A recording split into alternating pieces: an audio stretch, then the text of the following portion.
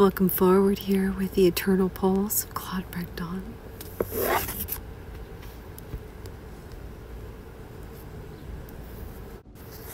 Chapter 4 of the Eternal Pulse, entitled Androgyny. Art is related to life much as mathematics are related to discovery, that is, as a direction finder and a foreshadower of things to come. There is truth in Oscar Wilde's famous paradox. The function of life is to imitate art. Because art represents the transcending of nature through the operation of higher powers of consciousness. Nature is the virgin gold, and the art minted coin stamped with an image beyond the power of nature to project. The image, namely, as the archetype.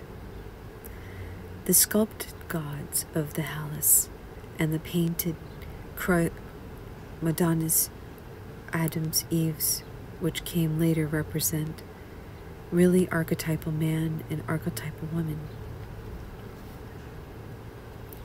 By the contemplation of such images enlarged and ennobled, and this is what Wilde's aphorism implies.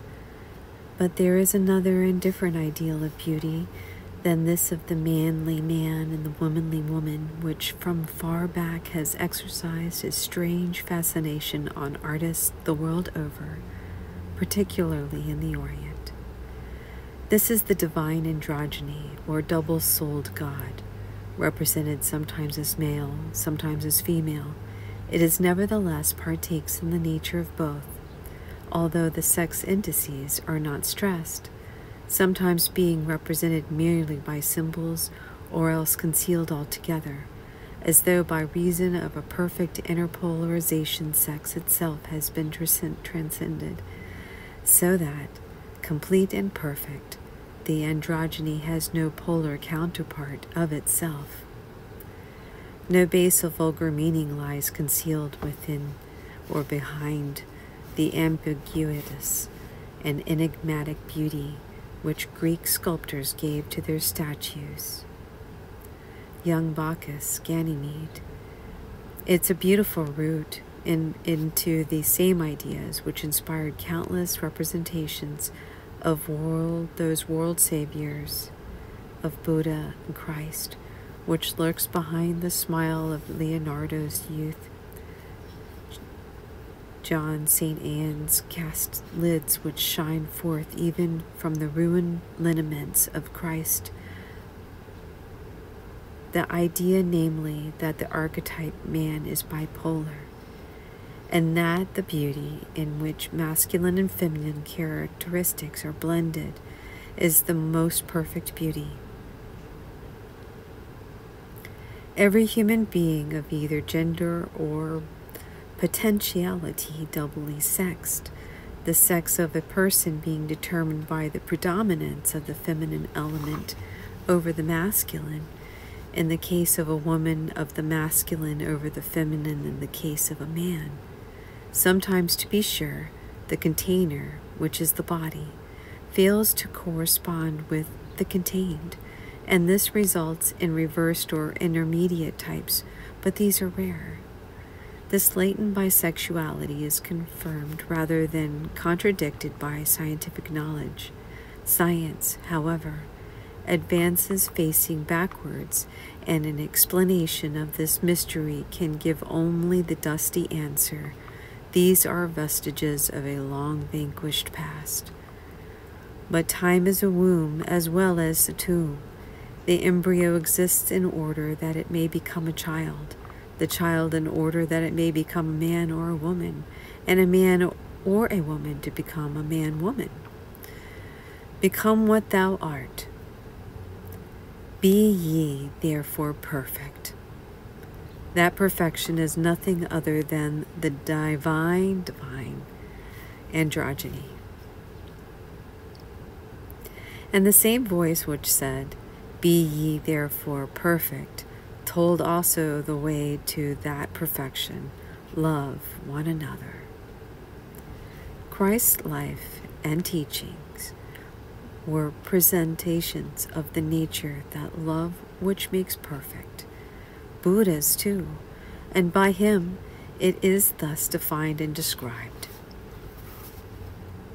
However men may speak concerning you, whether appropriately or inappropriately, whether courteous or discourteously, whether wisely or foolishly, whether kindly or maliciously, kind and compassionate, will we ever remain, loving of heart, nor harboring secret hate, and you will bathe the person with the unfailing stream of love's thought, and proceeding forth from him, embrace and flood the whole world wide with constant thoughts of loving kindness, wide, ample, expanding, immeasurable as the world, free from eternity, free from ill will. Thus disciplines must you train yourselves. But because this love of the many must proceed and follow the love of the one, and the love of those who are distant from those of the love of those who are near, the ordained and the effective approach to the compassionate and all-embracing love described by Buddha is through the love of man for woman and of woman for man. Nothing less than the attraction of their mutually complementary natures and the promise of felicity to be gained in one another's arms is powerful enough to overcome the personality absorption in itself and to transfer it to another person, from which, in due course, it broadens out to embrace others, children, friends, fellow workers, and all humankind. Love is the supreme agent of the human transformation and perfection. This is indicated symbolically by the fact that the act of love depends the renewal of life. We are framed by love, and for our failure to increase and magnify it, we are by love destroyed. In the parable of the talents, the unprofitable servant, cast into outer darkness, is a symbol of the penurious lover. The ultimate function of love is the bringing to birth in each of the divine androgyny by reason of the fecunding power of love, copulation, gestation, parnutrition. Phenomena attendant upon physical love and birth are symbolic and prophetic of that more ulterior, more interior, mystical, miraculous birth. The love of the sexes. Love between man and woman is the striving of two oppositely polarized human units towards union, such union being, in effect, the reunion of the divided life stream with itself through these instruments of its activity. Lovers are subject to the illusion that their personality or personal desirability is the reason for their love for one another, whereas love itself creates that desirability. Their attractiveness for one another is but the lure the life force uses for its own ends. But this is a betrayal only if and so long as they believe that love is theirs. When the realization comes that they belong to love, they strive no longer to enforce their personal will on one another, but try instead to adjust their mutual life to the life force. Love mercilessly revenges itself upon those little mortals who would subordinate love to themselves and make it serve them. Love is always an ordeal because it is always potentially a superpersonal initiation. To fall in love is to face the Grand Inquisitor, the life force. To fail in love, to fail, that is, in loving, is to be weighed and found wanting, to fail in life. The profound and important difference between individuals are not in condition, education, talent, opinion, but in the difference in the state of their loves. The age of puberty is so crucial because it inaugurates the life force, and so determines the state or quality of one's love, which in turn establishes one's fundamental relationships to the life force, the self to the self.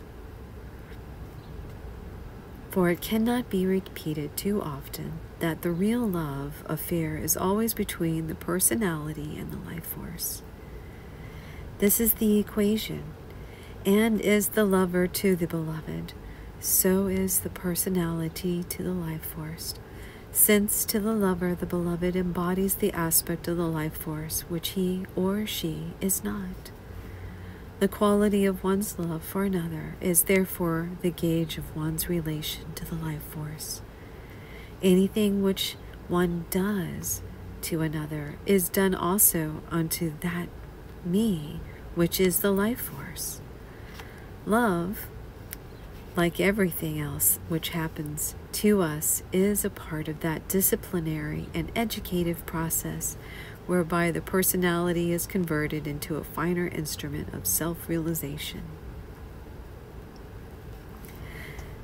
Just as a goldsmith takes a piece of gold and changes it to newer, finer shapes, so does he also, the self-extent, mold the elemental self.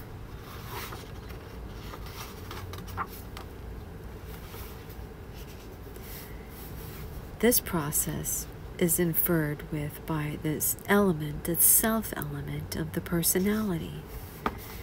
The self-element is called a place or a blind spot, which must be known before it can be done away with, which when known is done away with. Yep.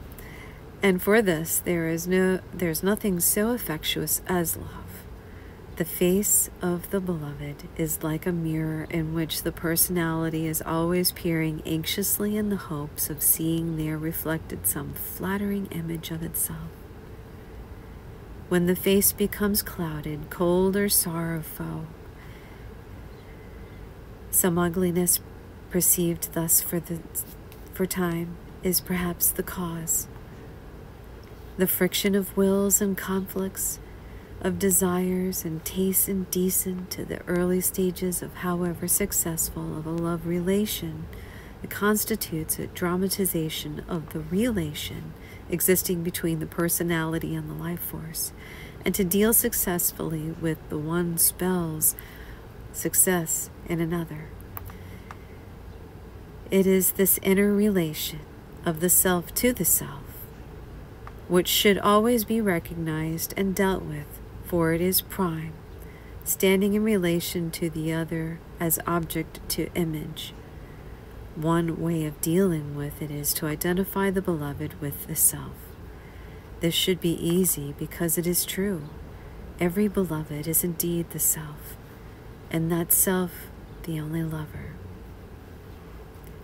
Initial love and the initial stages of love owe their enchantment to the fact that then the personality is more dominated by the life force. The subsidence of love's first rapture into something routine and commonplace is usually owing to the recalcitrance of personalities.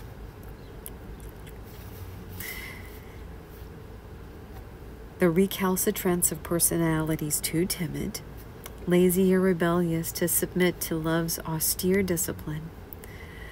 The realization of this, like the sudden discovery of the pole star through a tangle of tree branches, should enable lovers lost in a jungle of the vain self-seeking to alter the direction and escape again into the world of the wondrous where they first met.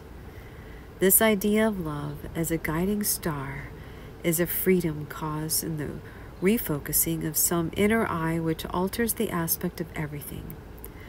No longer will they be content to seek each other in gratification of their own self-love, but they will seek the self, seek to become, be and reveal that self to one another in the aspect of their individual uniqueness. The desire to be lifted into a larger life and a more complete and intimate awareness is one which is always fulfilled.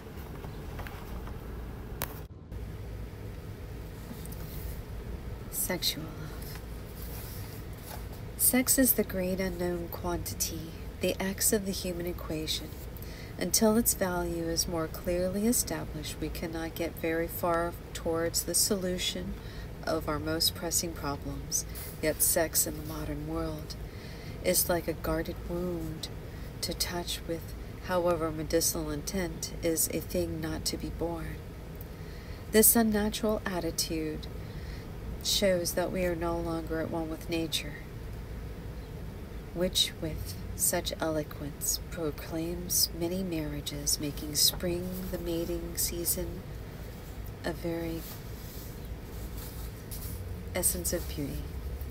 In the bird song, the burning honey-scented blossom, the pheasant's wing and the peacock's tail, and that ruddery iris which stains the plumage of the dove. For the index of our sexual degeneracy is the ugliness we create all around us. The more sex life fails to dramatize and express the love life, the more does love avert its face, which is beauty. Ugliness is the creation of the spiritually impotent, the unloving.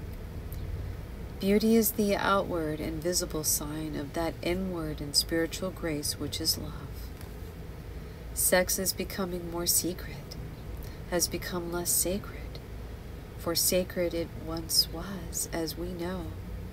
The rite of circumcision was a dedication of the sex life force to the service of God.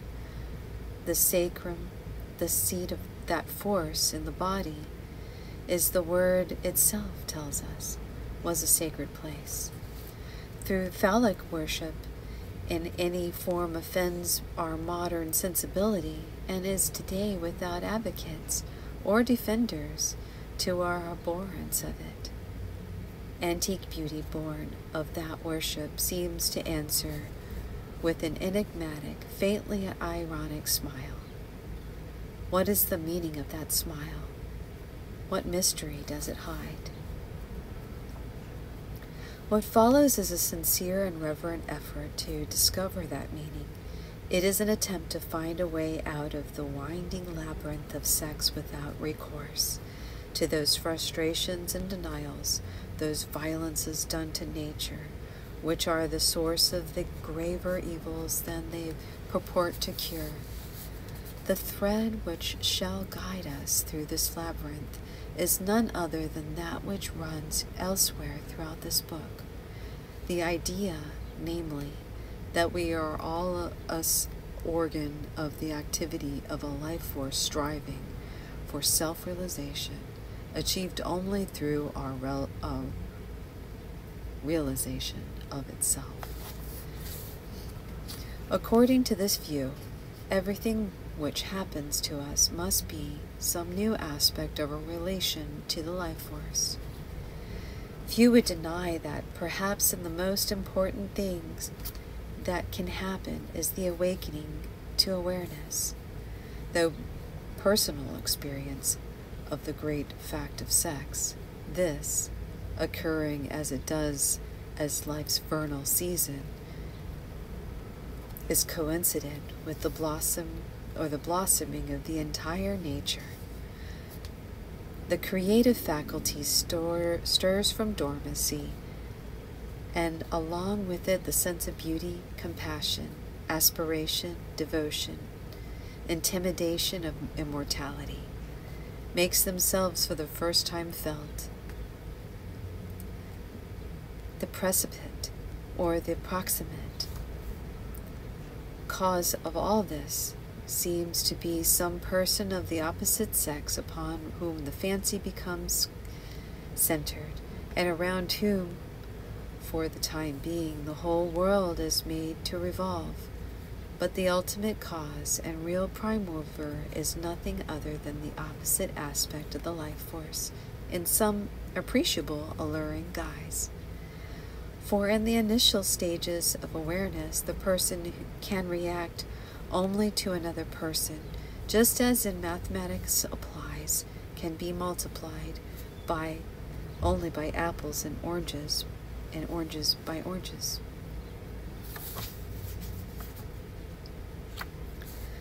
For sexual attraction is really the divided life stream striving to unite through and by means of oppositely polarized persons. This attraction, which presents itself to them in so private and personal a way, is a public as the tides and the impersonal as gravitation. It is this who personalized it, thinking to make love minister to their vanity, their pleasure, or their pride. They are all the while being used by the life force for its own end. Having thus used them, it tosses them relentlessly aside, for it never lacks organs of its activity. The doll is discovered to be stuffed with sawdust, and all the brightness falls out the air. But should they have the wit to become one with it by making it aims utterly their own, the very agent of their undoing becomes the source of their salvation, like a pedestrian about to be run over, who finds suddenly safety by hoisting himself upon the fender of the car. And this salvaging themselves, they are serving the life force which ceaselessly creates and destroys in order to segregate those fittest to survive, to partake in the fuller measure of its immortal life. Now, in order thus to serve, it is not necessary to altogether understand. All that is required is the abandonment of personal willfulness in favor of that impersonal will, to which the personality is related as surface to solid, as a surf to ocean. This is a self-discipline in which faith and fearlessness are the first importance.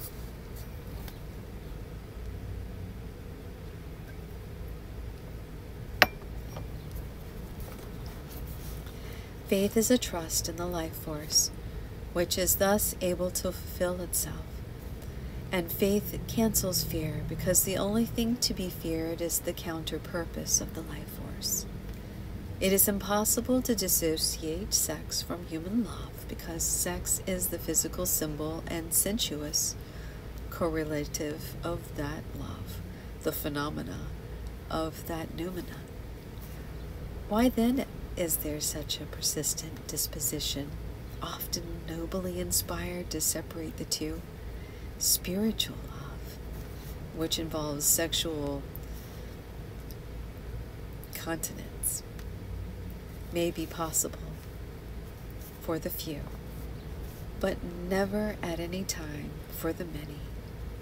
Yet the force of this is an idea to be striven for, and it holds upon the imagination of humankind, cannot be dismissed as a mere monk-made superstition. It indicates one or the other of two things, either the perversion or the degradation or the vulgarization of a natural and therefore noble function. For it is impossible to conceive of any life process as inherently ignoble, or else the possibility of attainment from the superfelicity and some augmentation of life, or the restoration of some ancient heritage unattainable except through sexual continence. Perhaps there is some truth in both parts of view. This is a way in which Ouspensky reconciles them.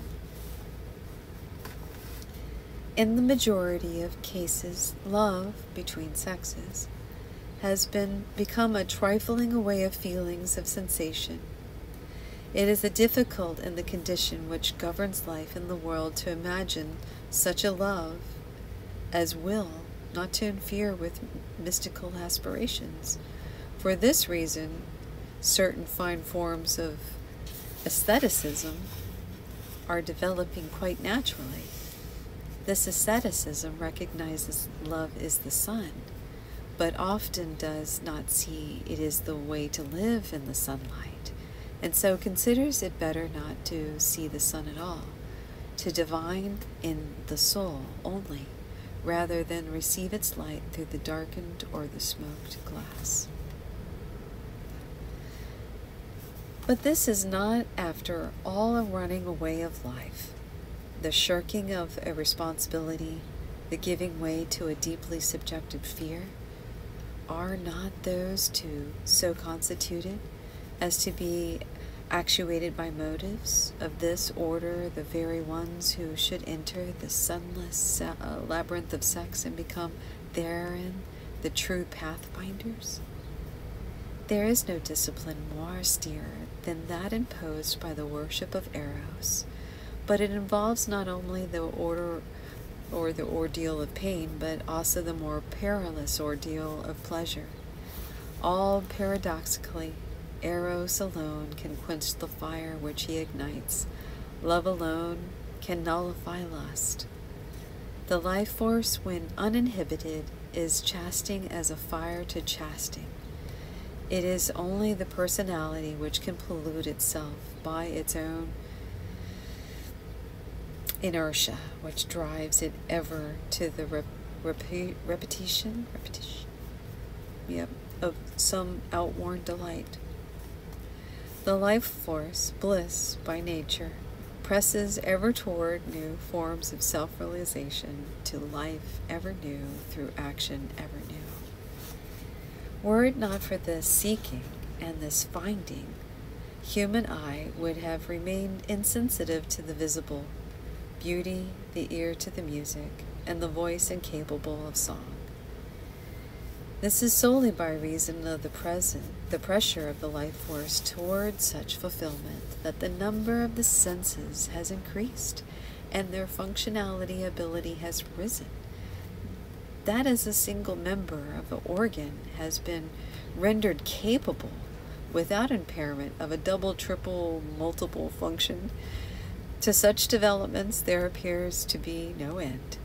So that who say, or that who shall say, that the mouth, for example, first framed for rendering and devouring, is any less intended for speaking, singing, kissing, or some still to be discovered function which can claim kingship over them all. Such developments and differentiations are caused by complexities of desire and its gratification, the urge towards beauty being one of the most potent of all. The sexual impulse, imperious, powerful, single, simple, intent only on immediate fulfillment. Such developments and differentiations are caused by complexities of desire and its gratification, the urge toward beauty being one of the most potent of all. The sexual impulse, imperious, powerful, single, simple, intent only on immediate fulfillment through concerned solely with generation, has become in the course of time so enriched with emotional overtones of widely different sorts that it has ceased to be single and simple, and is now concerned with other things than with things counter to generation, found ever new forms of gratification, prolonging the time of coition and delayed it in crises. All these changes the complexion of the sexual problem, but if there were no sexual problem, there would be no sexual evolution. Possible, the one implies the other, for a condition of growth is a condition of strain, a strain sometimes so great as to take on the appearance of de-evolution. It is not perhaps a fallacy to assume that the uses of sex are solely for generation, for mankind's preservation. Is it not thinkable that they may be for his self-regeneration and the ultimate use to put an end to generation in the present form altogether through the establishment of bipolarity, which is self-generative? According to this view, the bringing to birth of a new personality by ordinary generation might be a sign not of the success of the life force in pressing its will upon some man and woman, but of its failure to communicate to them some more esoteric secret, which would remit the curse of Adam and Eve and lead to the restoration of their long-lost paradise.